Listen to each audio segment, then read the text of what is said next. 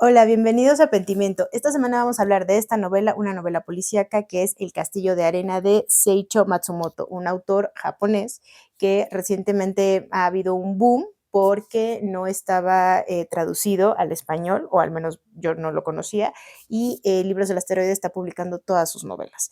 Ya habíamos hablado de él, una novela que se llama Un lugar desconocido. Esa novela es muy distinta a esta, pero el estilo en lo que tiene que ver con el manejo del tiempo, el tiempo no pasado presente, sino cómo transcurre la historia en un modo un poco más lento de lo usual.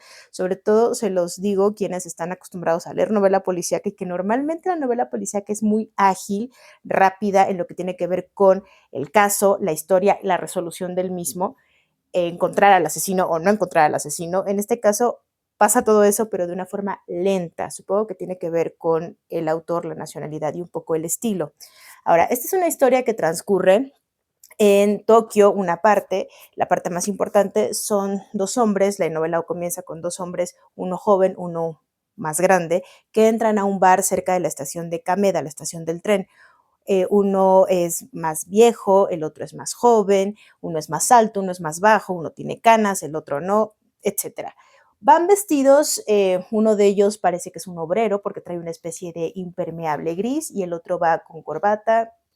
Entonces piden un whisky, comienzan a hablar y los testigos a su alrededor, y los llamo testigos desde ahora porque son testigos porque uno de esos hombres aparece después asesinado bajo las vías del tren, asesinado por uno de ellos. Ahora, cuando la policía interroga a los testigos, las versiones son diversas de cómo eran físicamente, de qué estaban hablando, quién los vio. Nadie los vio realmente, las versiones no coinciden del todo, pero hay una que sí, y es el acento de cómo hablaba uno de ellos, que nos remite a una especie de dialecto de una parte de Japón que no es Tokio.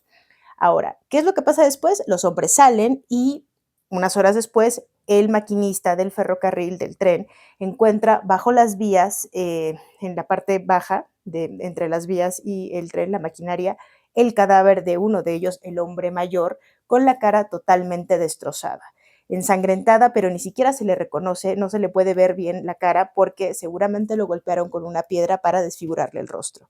Ahora, ¿qué fue lo que pasó en ese tiempo? Entra el inspector de policía Imaneshi, es el único nombre que voy a decir porque, bueno, los nombres son un poco complicados y no quiero equivocarme.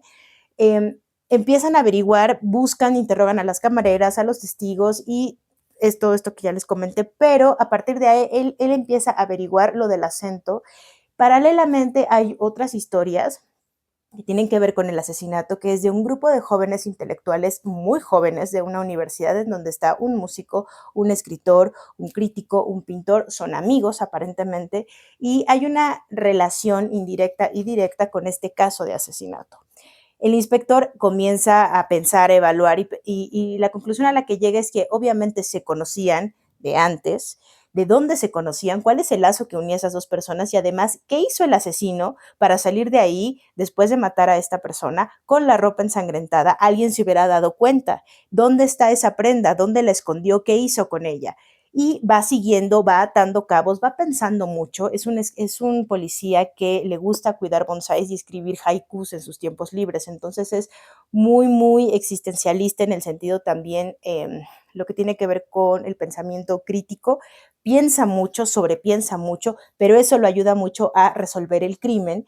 ¿Qué fue lo que pasó? ¿Por qué lo mataron? ¿Quién era esa persona? ¿Quién era el muerto? Y finalmente, bueno, hay una serie de historias que se entrelazan. Una de ellas, eh, no sé, yo pensé primero que el asesino era uno y resultó que era otro. Y eso fue algo que no vi venir, no lo esperé y justo siento que el escritor trató un poco de confundir al lector, en mi opinión, porque la segunda historia aparentemente no tenía que ver con la primera. Estoy hablando del asesino y del que yo sospechaba que era asesino.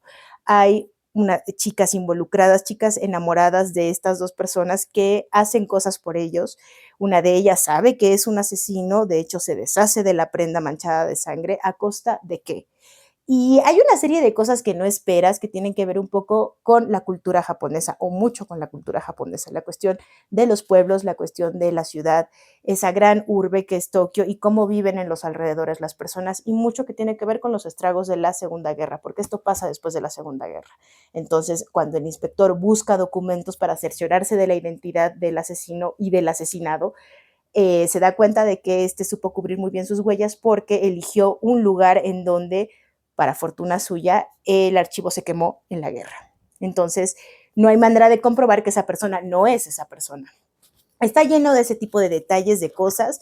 Sí me gustó, porque a mí me gusta mucho la novela policíaca, sí se los recomiendo mucho, pero sí creo que de repente hay cosas que no entiendo por qué las escribió o por qué las escribió así y por qué esta cuestión como de desviar un poco la pista para que el lector no sospeche o simplemente es mi propia suspicacia lectora. No lo sé, pero eso ya es muy personal. Yo creo que sí vale mucho la pena leer al autor. Es un autor, sobre todo si les gusta la novela negra. Y la parte japonesa, pues es extra, porque sigue siendo un misterio y nunca terminas de conocer la literatura japonesa. Así que se los dejo, está en Libros del Asteroide y nos vemos la siguiente semana.